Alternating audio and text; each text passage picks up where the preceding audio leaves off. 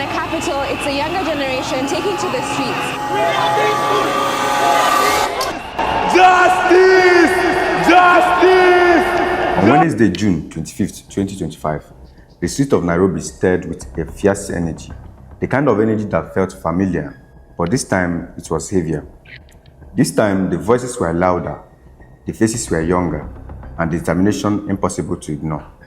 Thousands of Kenyans, most of them were Gen Zs, flooded the streets to mark the one-year anniversary of the 2024 anti-tax protest that left the nation shaken. But this time, it wasn't just about a day of remembrance for these broken youths. It was a resurgence and a day of reckoning. 64 Kenyans were killed last year in cold blood. Up to this point in time, not a single officer has been held to account. So in this video, we'll be exposing and talking about everything that brought about this protest, right from 2024 down to 2025. And Ruto's brutal responses confirming him to be one of the most corrupt African leaders that ever lived. This year's demonstrations are not just a memorial of life lost, they are a mirror held up to everything till broken. The blood shed in 2024 hasn't dried in the public eyes. At the moment, the protesters are now unafraid of the threats, water cannons, or even bullets. The June 25th protest erupted not in isolation, but in the middle of a deeper national crisis. The Finance Bill of 2025, widely seen as yet another tone-deaf attempt to squeeze already struggling citizens, was the final straw. Kenya now happens to be a country where corruption has become institutionalized and economic hardship is lived with experience. Now the youth have found their voice in anger. No longer talking about change, they are demanding for it, and they are daring the system to try and stop them.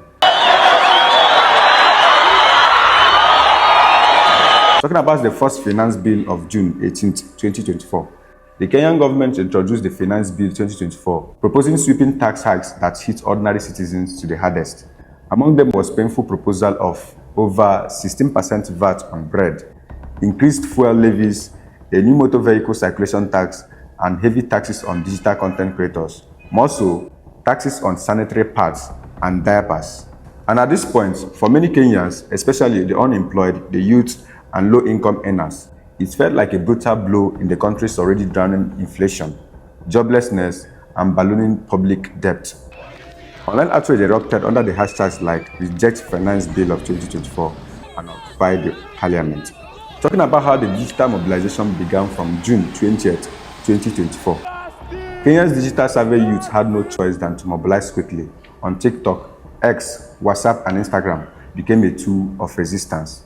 Protesters at legal tips, meeting points, and voice notes circulated rapidly in seconds. The first wave of protests began when tens of thousands poured into the streets of Nairobi, Mombasa, Kisumu, Eldoret, and Nakuru. The protests began peacefully, where people sang the national anthem and waved handwritten signs that read, "We are tired, your tax, our pain." But by midday, the mood changed. Police responded with tear gas, water cannons, and rubber bullets, especially near the parliament in Nairobi. Dozens were arrested, many were injured. Still, the crowd held strong and their voices only grew louder until the climax. On June 27, 2024, a live-stream death went viral which changed everything after a 21-year-old protester, Rex Masai, was shot by the police in broad daylight. The moment was captured live on video. He was unarmed, trying to flee, when a bullet tore through his thigh. Footage showed him collapsing on the pavement, bleeding, as fellow protesters screamed for help. He died in the hospital hours after being shot. He became the face of the movement, like a martyr for a cause too urgent to ignore. A symbol that in Kenya, speaking up can get you killed, but silence was no longer an option. From June 28 to 30, 2024, as word of Rex's death spread, the street filled with even more fury. Thousands joined from across the country, but the police doubled their crackdown. The government issued threats. Journalists were harassed, live streams were interrupted, but the resistance only grew bolder. In Mombasa, Kisii, and Nakuru, at least 12 more protesters were killed. Many shot at close range, some were teenagers, some were women, and some were bystanders. The government's official death toll was about 23, but human rights group reported that about 35 people were killed and over 300 injured, and 100 detained, of which many were without trial. The international media finally began reporting, but the world leaders, including Kenya's Western allies, offered little than silence. Once again, African blood failed to move the Western moral compass. Fast forward to 1 year later, the 2025 Finance Bill was introduced. Talking about how this bill brought the protests in 2025, the year may have changed, but Kenya's government appears to have learned nothing from the bloodshed that soaked in 2024. Barely 12 months after the country mourned the youth that was gunned down for resisting oppression on taxes, the administration introduced another finance bill which many citizens say is cruel and greedier.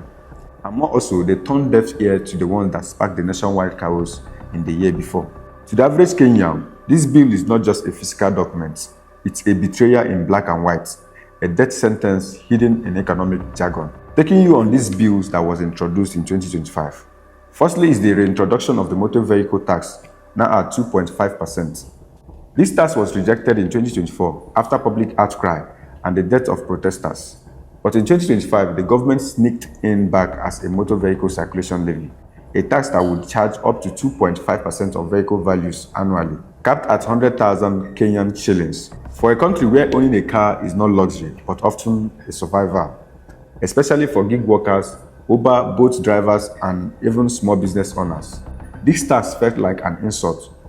Note that people were angry because it affects low-income earners and small-scale business owners. Also, it comes at a time when the fuel prices are already at historical high, and the government made no real effort to cut down wasteful spending before turning back to the citizens for more money.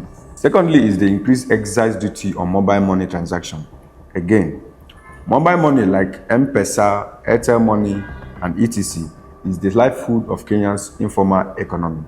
Yet the bill proposed to increase excise duty on money transfers and digital wallets, making it more expensive to send, receive, and withdraw money. And the people are angry because it hits the poor and hustlers the more, especially on those who rely on daily microtransactions. And thirdly, the 16% VAT on bread, still not reversed, just like in 2024. One of the loudest battle cries in 2024 was, "You taxed our bread." Kenya is a country where bread is a staple for millions. The failure to remove this tax became symbolic of early detachment from the lives of ordinary people. Their voices screamed that the bread is not luxury, but survival.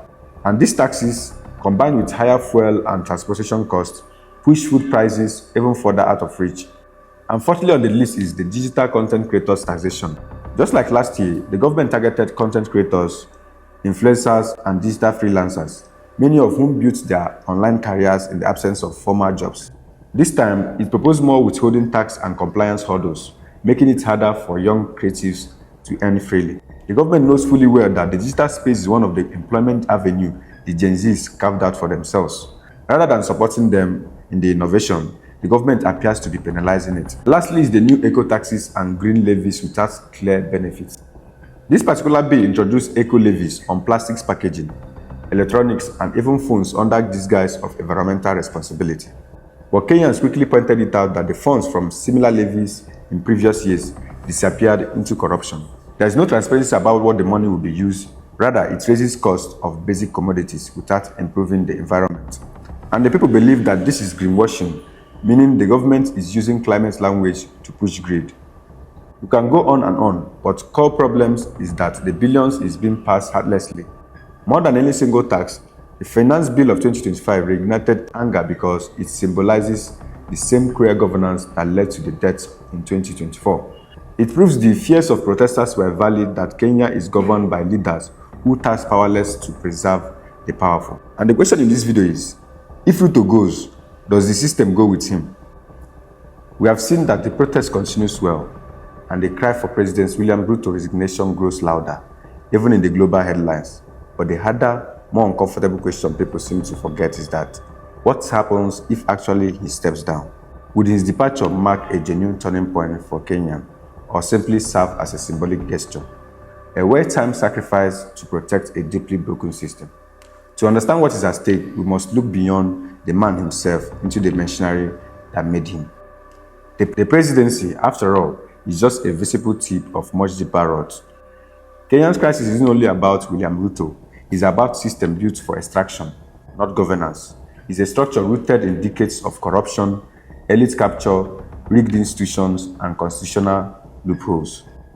Yes, Ruto's leadership has aggravated the pain, since it has ushered in oppressive taxes, extravagant government spending, and dismissive rhetoric that mocks the struggle of ordinary citizens. Ruto is not the beginning of this decay. He is the product. Think about this. If Ruto steps down, the system he emerged from remains untouched. The same political elites will hover over the vacancy, ready to insert loyal successor.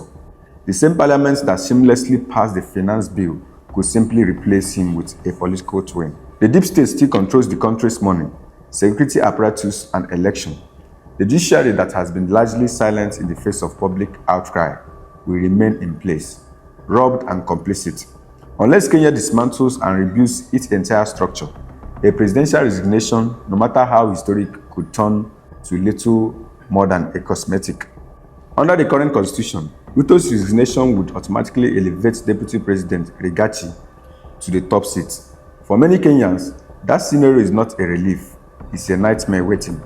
And if you ask why, because Gachagua is widely viewed as disconnected from the real struggles of young urban Kenyans. His past remarks often tribalized and tone-deaf ear painted governance as a game of political shareholding reserved for loyal allies. If Ruto leaves and Gachagua ascends, the outrage might only deepen.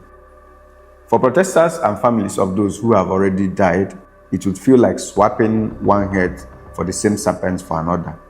Unless this resignation is followed by a full political reset like dissolution of parliament, a transactional government, and fresh elections, I'm afraid that many Kenyans will consider it an insult to the sacrifice already made.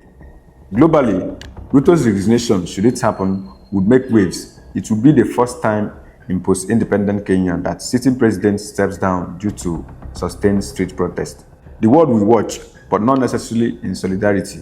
Foreign investors, global banks, and Western governments aren't cheering on the protesters. They are watching to protect their financial interest. The people must define what this moment means for Kenya, not let the CNN, Reuters, or the IMF craft the story. If Ruto falls, the protesters, those who bled, marched, and mourned, must shape what comes next. For real change to take place after resignation, certain steps must follow immediately. Kenya would need a civilian-led transitional council. Parliament must dissolve to remove the very lawmakers who approve suffering with their pens.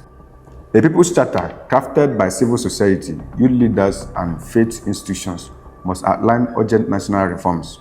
Fresh elections should be organized under both international scrutiny and local grassroots oversight.